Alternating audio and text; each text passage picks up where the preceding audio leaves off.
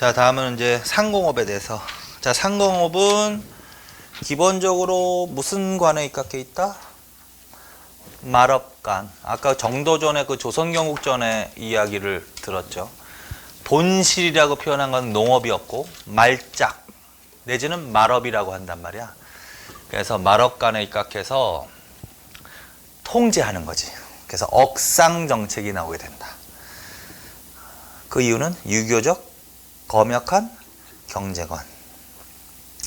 그거 하나 기억해 두시면 되는 거고.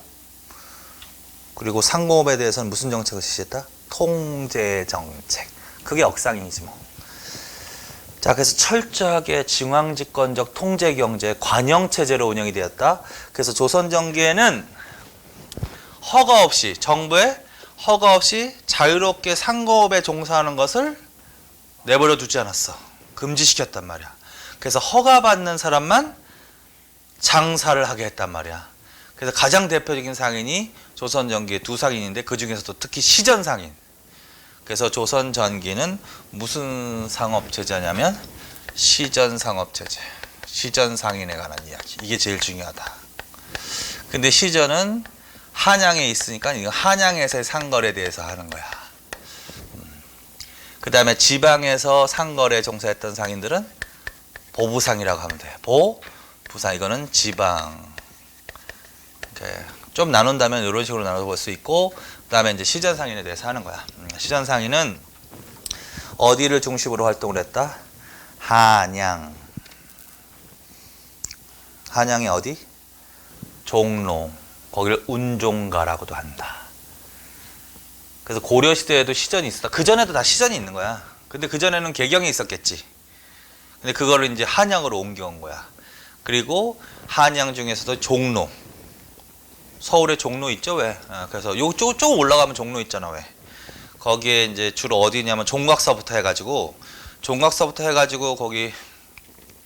거기 파고다 공원 있는 거 있지, 왜? 탑골 공원. 그 근처지. 그 근처가 바로 운종가 거리야. 그래서 거기에 정부가 뭘 설치한다? 시전을 설치하는 거야. 그건 구경 점포를 말하는 거야. 그래서 거기에다가 시전을 설치하고 거기에서만 상행위를 허락해 주는 거야. 그 이외의 지역에서는 상행위를 금지한다. 자, 그래서 이거 허락받은 사람이지. 그래서 한양, 종로, 운종가. 그 다음에 한양에서는 누구만 장사가 가능하다? 시전상인만 장사가 가능하니까 당연히 얘네는 무슨 권을 갖고 있다? 독점 판매권. 그거 주인잖아. 조선시대 독점 판매권. 그럼 무조건 시전상인 물어보는 거야. 그러면 그건 특혜하냐? 그래서 얘네들은 독점 판매권을 갖고 있는 대신 정부에 뭘 냈다? 상세나 점포세 등 세금을 냈고, 기타 또 무엇을 했다? 국가의 필요품을 조달하는 임무 담당권 줄쳐놔. 그래서 시전상인이 하는 일은 독점 판매권을 갖고 있고, 그 다음에 상세나 점포세 등 당연히 세금을 내고, 기타 왕실이나 관청에서 필요한 물품이 있다면 조달하는 임무. 근데 그 중에서도 이제 시전 중에서도 이제 이 6가지 물품을 취급하는 시전이 가장 규모가 컸다. 그래서 그걸 유기전이라고 하는 거야. 유기전. 무명, 묘시, 삼배, 명주, 종이, 어물. 이렇게 줄쳐놓고. 그 다음에 정부는 이 상행위, 한양에서의 상행위를 감독하기 위해서 뭘 설치했다? 경시서 줄쳐놓고. 자, 경시서는 어떤 일을 한다? 시전의 감독, 난전의 금지, 도량형 통일, 물가 조정 등 줄쳐놓고. 그런데 지역적으로 보면 어디에 상거래 통제해야 돼? 한양이라고 해야 돼. 그래서 한양의 상거래를 통제하는 관청이야. 시전도 감독하고 무엇을 금지한다? 난전. 난전에다가는 불법이라고 하면 돼. 그러니까 시전 상인만 허락을 해주고 허가를 안 해줘. 그 다음 나머지는. 그러니까 나머지는 다 불법이지. 근데 불법으로도 장사를 하면 그걸 난전이라고 한단 말이야. 그래서 난전은 장려가 아니라 철저하게 뭐 금지. 그 다음에 세조 때는 이게 뭘로 가기도 한다? 평시서 줄. 그래서 그 정도 줄쳐놓은 것만 계속 읽으시면 돼. 자, 그 다음에 지방으로 간다. 지방에는 내륙 지방을 중심으로 뭐가 발생하기 시작한다? 장시. 이건 이제 시장이라고 생각하면 돼. 장시, 지방의 시작을 장시 내지는 장문이라고도 불러. 장문. 기록에 의하면 15세기 말부터, 몇 세기 말부터? 15세기 말부터 전라도 지방에 장시가 썼다라는 기록이 나오거든. 그러니까 당연한 거지. 이것도 조선 초기부터 장시가 전국적으로 성행했다 이러면 안 되는 거야. 왜 그러냐면 정부가 철저하게 억제를 했기 때문에 장시가 발달한 시대가 아니야. 그런데 그럼에도 불구하고 몇 세기 말부터? 15세기 말부터 장시가 발생하기 시작하더라는 거지. 그러면 정부는 이 장시가 발생했던 사람들이 농사 안 짓고 어느 일정한 지역에 모여서 물건을 거래한다는 얘기가 들린 거지. 그럼 정부는 이걸 당연히 금지했겠지. 정부의 정책은 바뀌지 않아. 근데 그래서 16세기 이후에는 축소되는 거야. 그럼에도 불구하고 16세기 이후에는 전국적으로 확산되어 나가는 거야. 전국적으로 확산되어 나가는 거야. 그럼에도 불구하고. 그 상황은 어떤 상황일까? 16세기 들어가면 국가의 통제력이 약화되는 거야. 이게 이 관영체제라는 거, 통제경제라는 게 이 중앙정부의 힘이 쓸 때나 이게 가능한 거야. 근데 16세에 가면 이미 이제 통제력이 약화되는 거니까 억제되었던 상공업도 발달하고, 그 다음에 장시도 확산되고, 난전도 성행하고, 이런 시대가 오는 거야, 이제. 16세기부터. 그래서 어쨌든 요거 하나 기억해놔. 지방의 장시는 15세기 말부터 발생. 16세기 이후에는 전국적 확대. 그거 하나만 기억해 두시라고요. 자, 그 다음에 지방에서 상행을 했던 상인은 누구다? 보부상이다. 보부상. 보부상. 보부상은 원칙적으로 무슨 허가를 받아야 된다? 매매 허가. 그러니까 조선 전기에는 다 허가를 받아야지 장사하는 시대니까 원칙적으로 매매 허가. 맨 처음에는 장시가 확산되기 전에는 농촌.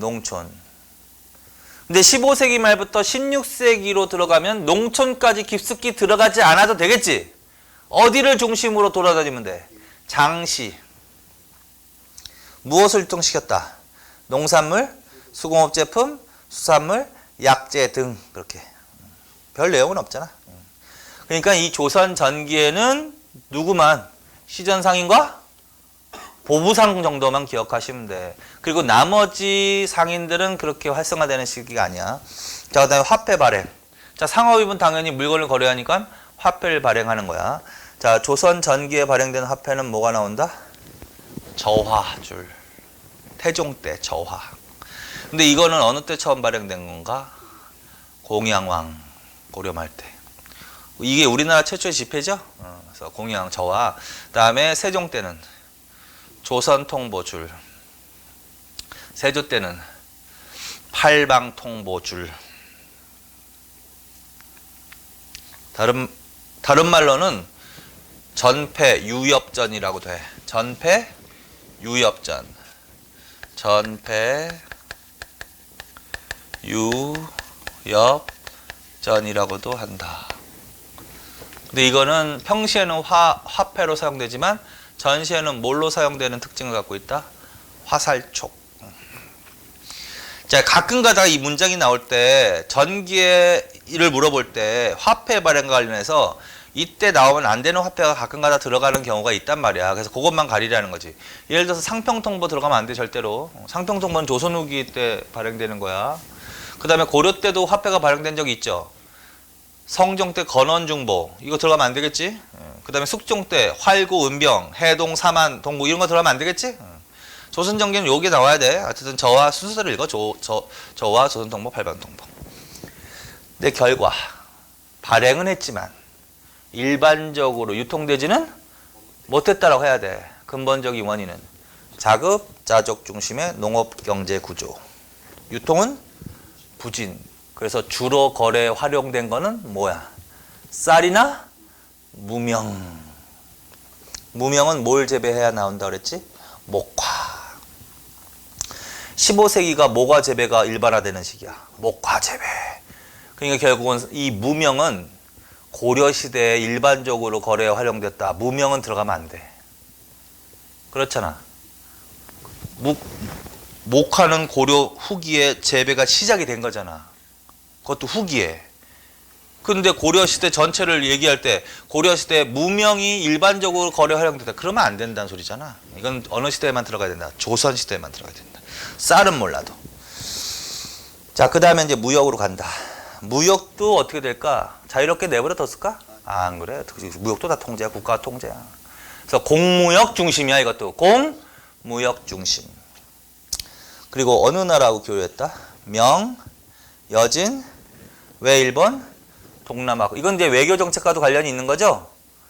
조선 시대 지배자들은 요 나라들을 다 똑같이 봐. 두 개로 나눠서 봐. 두 개로 나눠서 보지.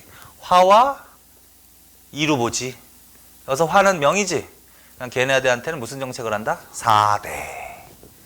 그 다음에 여진부터 동남아 국가는 교린이라고 나와야 되고요. 교린. 이렇게 해놓고서 이제 보는 거지. 뭐 지금 이제 경제에 맞춰서 본다면 사신이 왕래할 때 하는 공무역과 일부 사무역 허용. 그거 줄.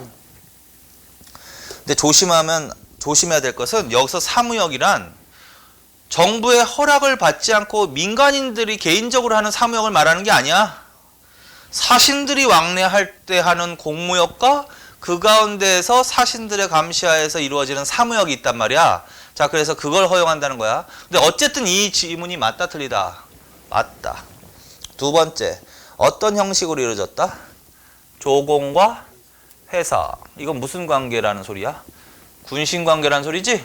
그래서 조공은 뭐 어디서 어디로 가는 걸 조공이라고 하는 거야? 조선에서 명예 가는 물건. 그 다음에 명에서 조선에 주는 물건은 회사.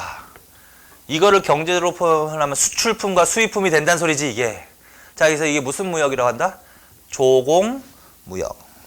그 다음에 이제 수출품과 수입품이 있죠? 그거 이제 한꺼번에 줄쳐놓으세요. 따로따로. 금은 삼, 가죽, 면포, 마포 등 수출. 그 다음에 비단, 약재, 서점, 문방구 등. 이건 전체적으로 읽으라 그랬지? 그냥 하나하나 외우지 말고. 명나라와의 교역품이고 수출품과 수입품이 바뀌지 않게. 그 다음에 여진. 여진은 무슨 무역과 무슨 무역을 허용했다? 국경, 조공. 그래서 국경무역을 허용하기 위해서 어디에 뭘 설치했대? 그걸 외우라 그랬지 차라리. 경성, 경원에 무역소 설치, 한양에 북평관 설치. 이게 딱 나오면 무조건 조선 전기. 주로 거래된 것은 무명과 식량. 오랑캐는 식량 주는 거 맞죠? 그 다음에 왜 1번. 어디를 중심으로? 동네 외관. 일본은 뭘 갖고 들어왔대? 구리, 흑연, 황, 약재. 뭘 가져갔대? 쌀, 옷감, 도자기.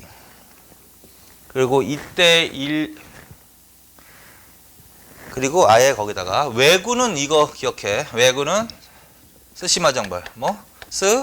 스시마정벌. 그 다음에 삼포, 개항. 그 다음에 개해, 약조. 그거 외워. 계속 개해, 약조. 이거 어느 왕 때야? 세종 때. 그래서 외구왕에는 이런 일도 있다. 그래서 삼포를 기한 부산포, 제포, 연포. 근데 주로 무역은 동네 외관을 중심으로 했다는 거고. 그다음에 개해, 약조는 제한을 가한 거지. 그래서 세견선 50척, 세사미도 200석. 그래서 제한된 무역. 이때 내륙 정부는 뭐라고 해서 무로마치라고 그랬지. 무로마치 또 줄쳐놓고. 그러나 내륙 정부는 무로마치라고 한다고. 무로마치와 교류했다. 누구를 파견하게 됐다? 신숙주. 어느 때 갔다 온다? 세종. 갔다 와서 기행문을 남겼다. 해동 제국기. 그건 어느 왕 때? 성종 때. 그래서 해동 제국기 하나 알아나. 해동 제국기. 자, 그 다음에 동평관. 동평관은 일본 사신이 묵는 숙소를 동평관이라고 하는 거지. 그래서 한양의 동평관. 자, 근데 조선 전기에는 누구하고도 교류가 이루어졌다? 동남아시아 각국. 구체적으로 유구, 시암, 자와, 줄. 특히 누구와의 교류가 활발했을까? 유구, 오키나와. 그래서 불교, 경전, 범종, 부채 이런 것들을 전하게 됐다라는 기록이 나온단 말이야. 그럼 몇 세기로 가는 거야 이거 지금? 15세기로 가는 거야. 이거는 이제 경제도 경제지만 15세기 대외관계와 같이 연결시켜서 공부를 좀 해놓으면 돼. 이것도 지문 정리만 하면 돼. 뭐 특별하게 외울 건 없고. 자, 그 다음에 수공업으로 간다. 자, 수공업은 무슨 수공업 중심이다? 관청 수공업 중심.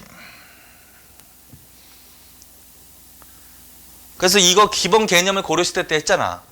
관청 수공업이란 주로 국가가 필요한 물건을 기술자들을 관리하는 거지.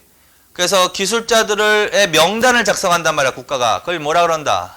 공장안이라고 한다. 그래서 그걸 작성하고 장인들, 기술자들을 거기에 등록시켜 놓는 거지. 그래서 공장안 작성, 장인 등록제, 그거 줄쳐 놓으세요.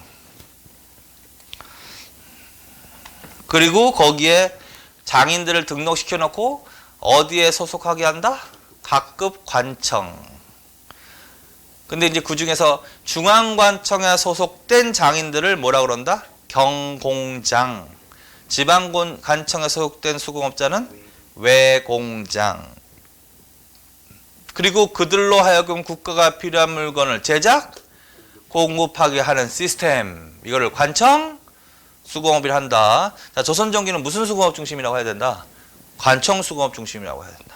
그럼 이런 말이 성립되는 거야. 조선전기 수공업자들에 대한 설명으로 맞는 것을 하면. 조선전기의 수공업자들은 대부분 관청에, 각급 관청에 소속되어 국가가 필요한 물건을 제작, 납품하였다. 맞아, 틀려? 맞습니다. 주로 뭘 제작했다? 의류, 활자, 무기, 문방구, 그릇 등. 자, 그 다음에 부역동원줄. 자, 이게 무슨 말이냐면 수공업자들도 신분적으로 양인이거든. 그럼 양인이면 역의 의무를 부담해야 되거든. 그럼 역에는 군역과 요역이 있는데 그걸 원래 부담해야 되는데 얘네들은 군대를 안 가는 거야. 기술이기 때문에 그 기술로 대체하라는 거야. 그래서 주로 부역, 동원되는 거야. 얘도 역의 의무가 있는 거야. 그래서 부역, 동원. 그래서 부역, 동원돼서 국가가 필요한 물건을 제작, 납품하는 거야. 근데 부역, 동원 일단 줄쳐놓고 그 기간에는 정부에서 그들에게 무엇 정도만 지급한대? 식비 정도만 지급한다. 녹봉을 지급하면 안 된다. 이렇게 원칙적으로 보수를 주지 않는 거야. 그러면은 부역으로 동원되어서 일하는 동안에는 주로 누구의 물건을 생산해서 납품해야 되니까 국가의 필요품을 생산해서 납품해야 되니까 생활이 어렵겠지. 그래서 그런 경우에도 자신의 할당량이 있단 말이야. 책임량. 책임량이 있다면 그 책임량을 초과한 물품에 대해서는 사적으로 판매해서 생활할 수 있었다. 부역동원 기간 내에는 절대 자유롭게 사적으로 물건을 만들어 팔지 못했다. 거짓말이라고. 그래서 그 정도. 이것도 그냥 OX만 알아놔. 근데 동원되는 기간 외에 줄쳐놔. 그럼 뭐야? 부역 동원되는 기간 외에는 국가의 주문품을 생산할 필요가 없는 기간이 있는 거지? 그런 경우에는 공장세를 내고 사적으로 제작해서 판매했다. 자, 세 번째.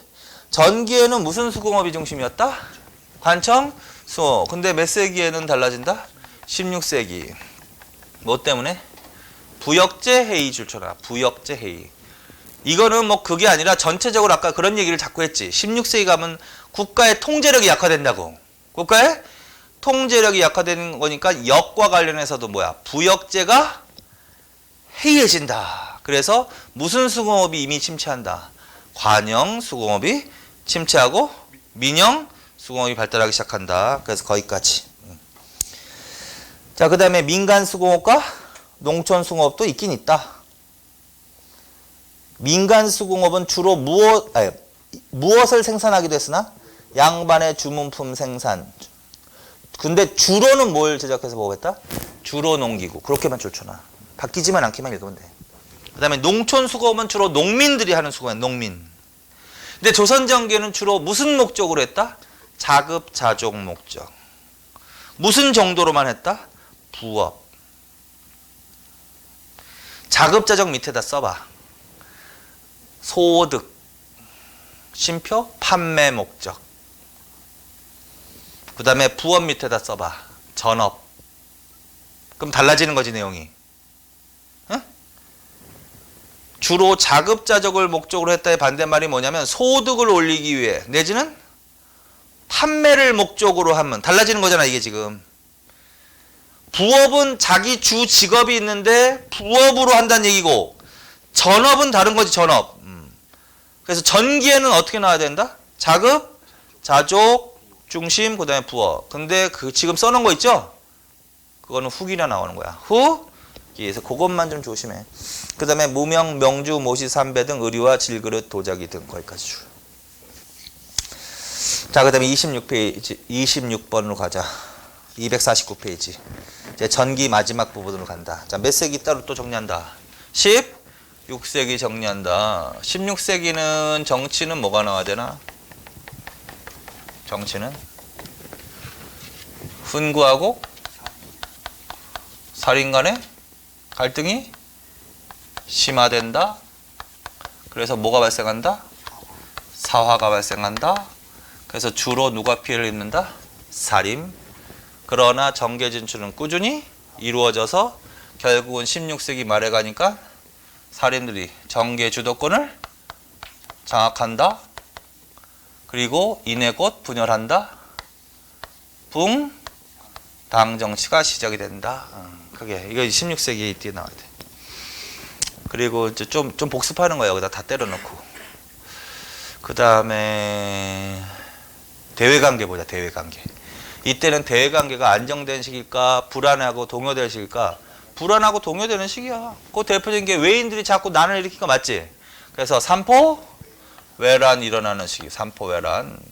그래서 교류를 단절시켜 놨더니 또 애걸복걸해 가지고 임신 조약을 체결해서 교류를 다시 했어. 그랬더니 또 사량진 외변 또 일으켰어. 그래서 또 교류를 단절했다가 정미 조약을 체결해서 또 교류를 체결했어. 그러다가 을묘 외변 그래서 교류가 단절됐어. 그리고 뭐가 일어난다? 임진 외란. 이게 또 16세기에 나와야 될 얘기지. 이 과정에서 아주 중요한 행정관청이 설치되는 거지. 비변사. 뭘 계기로? 삼포 외란을 계기로 비변사가 설치되었습니다.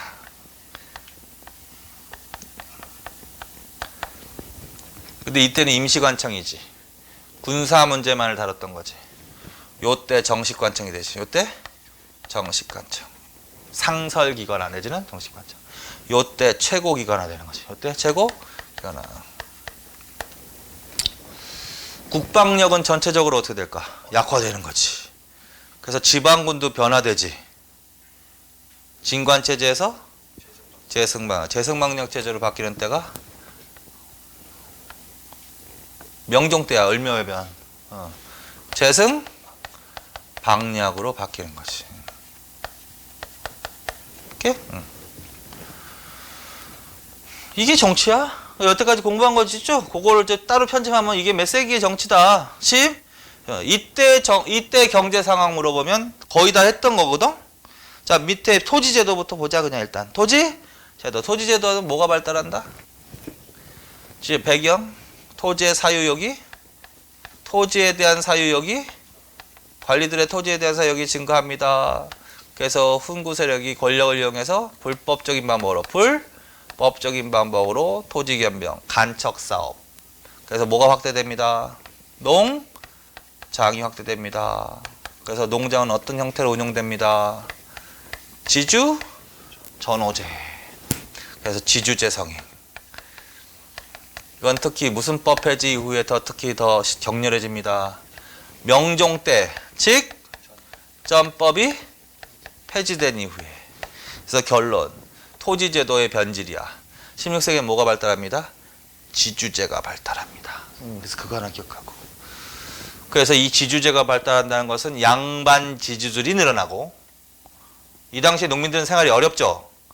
그래서 농민들은 토지를 상실한 경우가 많겠지. 그래서 이 당시에 농민들은 15세기는 자영농이 많았잖아. 근데 소장농으로 전락하는 경우가 많겠지.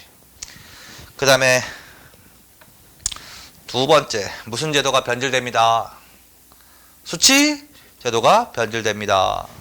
가장 폐단이 심했던 거, 공납제도의 폐단. 공납제도. 공납제도의 폐단. 공납제도의 폐단이라 함은 방납의 폐단. 방납은 무슨 제도와 관련 있는 거야? 공납제도. 무슨 제도야? 농민들이 내야 될 것을 대신 내주고 대가를 챙기는 제도를 방납이라고 했잖아요. 근데 이때 정치가 막 부패 썩어버리니까 권력자들이, 주로 방납업자들이, 주로 누가 했을까? 방납업자들이, 권력자들이 하는 거야.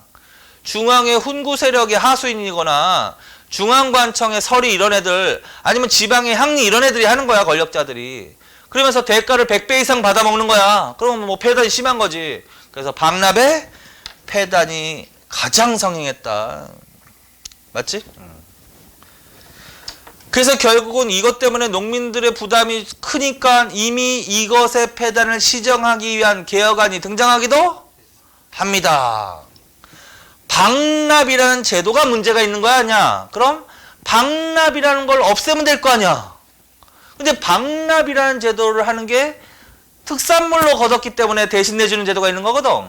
그걸 대신 뭘로 받으면, 쌀로 받으면은 대신 내줄 필요가 없다. 그래서 토산물로 걷던 것을 토지에 부과해서 쌀로 걷자. 그걸 뭐라고 한다?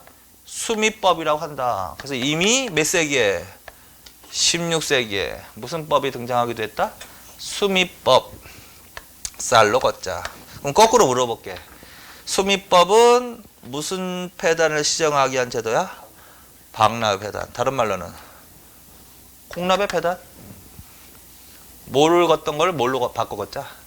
토산물로 받던 것을 쌀로 바꿔 받자. 사람. 조광조, 이이, 유성룡. 반드시 외우세요, 그거. 조광조 들어가도 돼. 그 다음에 이이, 유성룡. 그때 이에다가는 거기 동호문답이라고 써놔. 동호문답에서.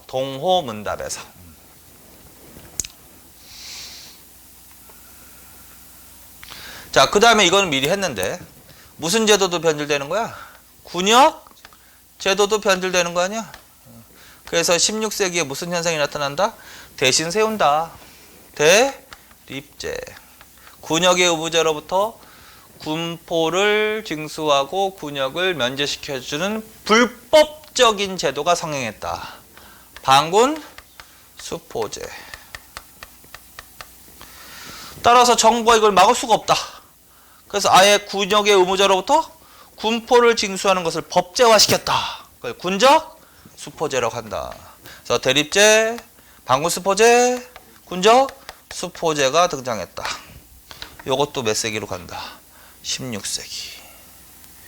그러면서 이제 이제 정식으로 군역 의무자로부터 이제 뭘 징수하기 시작하는 거야, 정부가? 군포라는 걸 징수하기 시작하는 거거든.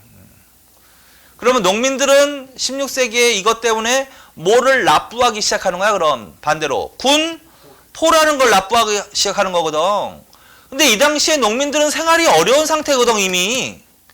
어려운 상태에서 군포를 더 납부하라는 거는 그거는 부담을 더 가중시킨 일이란 말이야. 그래서 여전히 군포를 내지 않기 위해서 도망다니는 일이 많은 거야. 그러면 남아있는 사람들한테 더 걷었겠지. 그래서 도망간 사람 대신에 남아있는 친척한테 대신 걷는다. 그걸 족징이라고 해야 족징. 족징. 도망간 사람 대신 이웃한테 대신 걷는다. 그걸 인징을 한다. 그래서 이거는 군포징수의 폐단이다. 군포징수의 폐단인 무슨 현상? 족징, 인징 현상이 이미 몇 세기부터 나타나기 시작한다. 16세기부터 나타나기 시작한다.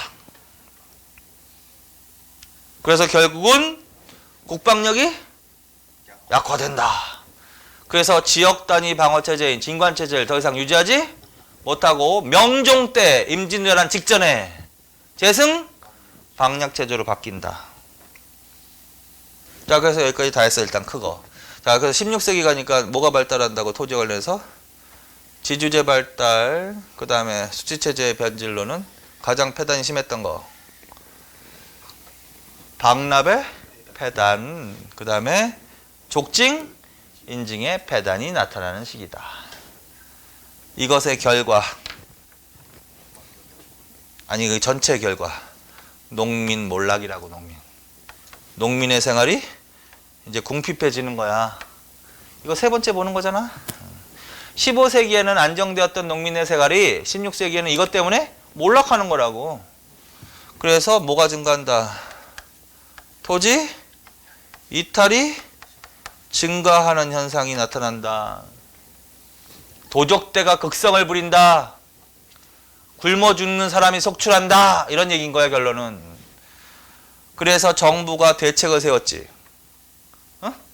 정부 토지 이탈을 막기 위해서 정부의 대책이 뭘까? 구항 차료를 보급하고 무엇을 강화시켰다? 호패법과 오가작동법을 강화시키는 시대다. 26세기부터. 근데 이때 농민들이 그 토지를 이탈하는, 도망가는 근본적인 이유가 뭐야? 생활이 어려워져서인 거지. 그럼 뭐 때문에 생활이 어려워진 거야? 지주제 발달하고 박람회 폐단 등 때문에 그런 거지? 그러면 결국은 뭐를 개선해야지만 생활이 안정될 수 있다는 소리야? 지주제를 없애거나 박람회 폐단을 시정하거나 해야지만 이게 생활이 안정될 수 있다는 소리지. 근데 그런 개혁은 한다 안 한다? 안 하는 거야. 그런 개혁은 안 하고 표피적으로 뭐만 강화시키고 호패법과 오가작동법만 강화시켜서 강제로 묶어두려고 했던 거야. 그러니까 결국은 강하게 하면 조금 줄어들 수는 있지만 이탈이 사라지지 않겠지. 그리고 양반들도 뭘 보급해서 형평사회를 안정시키려고 했다? 향약, 조광조, 살인. 그러나 제대로 안정되지는 못한다. 그 상태에서 임진왜란을 맞는 거지. 7년 전쟁을 맞는 거지. 그래서 아주 농촌사회가 황폐화된 거지. 그래서 어쨌든 조선 후기 어쩌고저쩌고. 그래서 어쨌든 이거 기억하시고. 그 다음에 상공업 발달. 자, 이때는 정부의 통제력이 어떻게 된다고? 약화된다. 약화되는 게 맞아. 그래서 부역제가 어떻게 된다고? 해이해지는 거 맞지?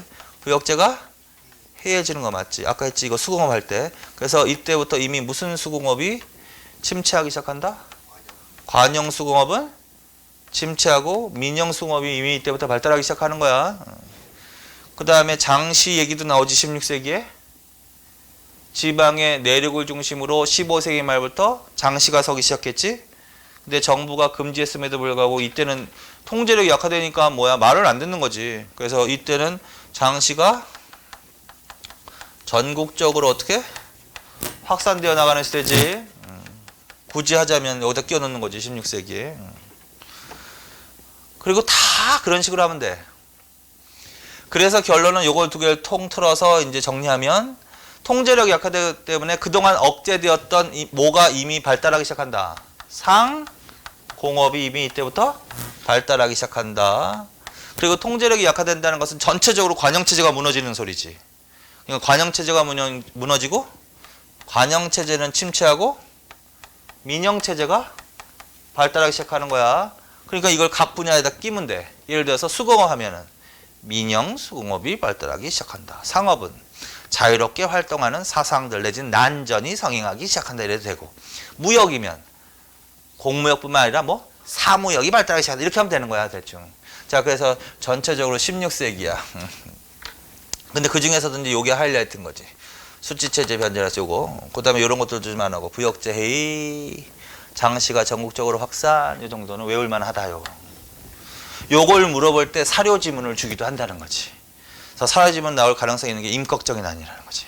임꺽정의 난. 그래서 위로 가시면 임꺽정의 난 있지? 임꺽정 그 난. 어느 왕 때? 명종 때. 그럼 명종이면 16세기 상황 아니야? 그래서 거기 임꺽정의 난 알아놔. 근래 도적두멍 임꺽정이. 꺽정이 기억해. 꺽정이. 흉악한 무리들을 모아 사람을 해하고 재물을 빼앗는 등 못하는 짓이 없더니 심지어 광군에 맞서 왕이 보낸 사신까지 해쳤습니다. 나라를 배반한 도적 가운데 이보다 심한 자가 없습니다. 남치군 많은 군마를 이끌고 산 아래로 접근하며 한 명도 내려오지 못하게 하니 적의 모사꾼 서림 산에서 내려와 항복했다. 군사를 몰아 숲을 사사시 뒤지며 올라가니 여러지기 다 항복하되 대여섯 명이 꺽정을 따르므로 서림을 서로 유인하여 다 죽였다. 꺽정이 기억하라고. 다른 사람 몰라도 꺽정이. 그리고 임꺽정이 난 밑에다 써. 임꺽정이는 백정 출신이야. 무슨 출신? 백정. 쉼표 황해도 등지 이렇게 써놔. 그래서 황해도 뭐 기타 다른 도도 나오는데 그냥 황해도를 포함한 황해도 등지에서 백정 출신으로서 도적질하고 꺽정이 나왔어. 그럼 뭐야? 몇 세기 물어보는 거다? 16세기 물어보는 거야. 그러면 이 시기의 사회 상황으로 만나 이렇게 물어본단 말이야, 문제가. 그럼 경제는 이런 내용이 나와야 된다는 소리지. 지주재발달하는 시대 맞지? 박람회 패단이 사는 거 맞지? 개혁안이 등장하기도 했죠? 이런 현상 때문에 족증인증의 패단이 나타나기 시기는 했죠? 부역제가 해야되면서 이건 침체하는 게 맞지? 그 다음에 장시가 전국적으로 이거 물어보는 거야. 그래서 그거 크게 기억해놔. 그 다음에 박람회 패단, 요것도 잘난다. 박람회 패단. 자, 박람회 패단. 지방에서 토산물을 곡물로 바칠 때, 뭐를 바칠 때? 토산물이라는 단어가 나오는 순간. 아, 이거 무슨 세금이구나. 빨리 가야 돼. 곡물이란 단어가 없어도. 자, 예를 들어서 토지에 곡식, 쌀을 거둘 때, 이름 뭐야? 전세라는 거지, 그거는. 양인들이 지는 역, 이런 얘기가 나왔어. 그러면 역의 의무라는 거지? 토산물을 징수할 때 그럼 벌써 생각이 요거는 공납제도와 관련된 내용이구나를 알아들어야 돼.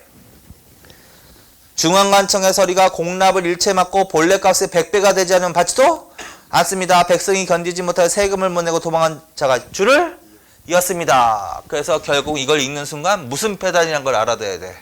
박납의 패단 내지는 공납의 패단. 그래서 이것이 가장 상용했을 때가 몇 세기로 간다 무조건. 16세기 물어보는 거야 이것도. 16세기. 그래서 이걸 주고 전체 16세기를 물어볼 수도 있고 콕 집어서 물어볼 수도 있는 거야. 자, 무슨 패단이다 이거? 박납. 공납제도의 패단이다. 이걸 시정하기 위해서 그럼 예를 들어서 이렇게 나왔어. 다음과 같은 현상이 나타났다. 이것을 시정하기 위해서 나타난 현상은 내지는 대책은. 그럼 이거 물어보는 거야. 수 미법 누구? 조광조, 유성룡. 근데 이제 이거를 주고서 조선 후기까지 물어볼 수 있어. 무슨 말이냐면 수미법이 등장했지만 실제로 시행되지는 않거든. 광해군 때, 어느 왕 때? 광해군 때 이것의 폐단을 시정하기 위해서 실제로 이 정책이 실시되는 거야. 뭐 물어볼 때도 쓰는 거냐면 대동법이야. 그게 대동법. 그래서 조선 후기 광해군 때 뭐? 대동법 실시하는 배경이 지금 설명된 거야. 근데 조심하실 것은 물론 이 사료지문은 몇 세기 상황이다? 16세기 상황이다. 그러나 이것의 폐단을 시정하기 위한 정책은 광해군 때 대동법을 물어볼 수도 있다라는 거야. 그래서 그거 반드시 제일 두 개 잘 나오니까 반드시 알아두세요. 그래서 거기까지. 그래서 16세기의 경제 상황까지 했어. 그 다음에 이제 조선 후기 수치제도 개편 있죠? 그거는 오이 합시다. 자, 오전은 여기까지 하고 2시부터 다시 하겠습니다. 수고하셨습니다.